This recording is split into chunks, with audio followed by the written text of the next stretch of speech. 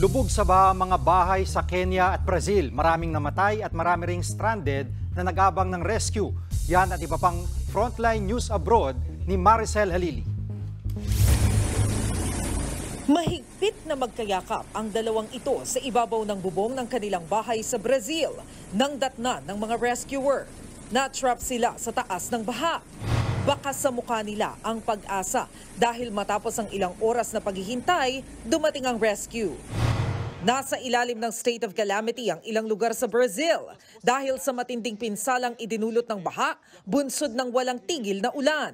Sa huling tala, hindi bababa sa 29 ang patay. Nasa 6 na po ang nawawala habang higit 10,000 ang inilikas. Binisita naman ng presidente ng Brazil ang mga apektadong lugar.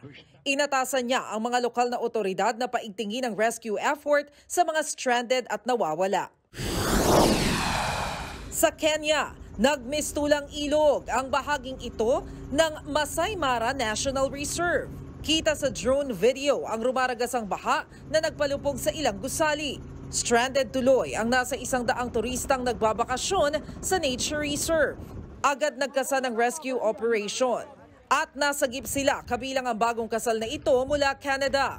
Pero sa ibang bahagi ng Kenya, malawak ang naging pinsala ng baha.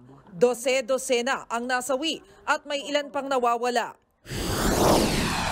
Habang sa Dubai, kinansela ang ilang flight pati ang pasok sa mga eskwelahan at opisina dahil sa malakas na buhos ng ulan.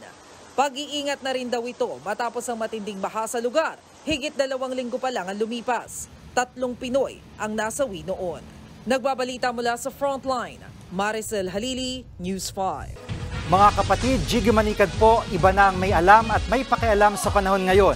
Para sa konkreto, kumpleto at komprehensibong balitaan sa Frontline, mag-follow at mag-subscribe sa social media pages ng News 5.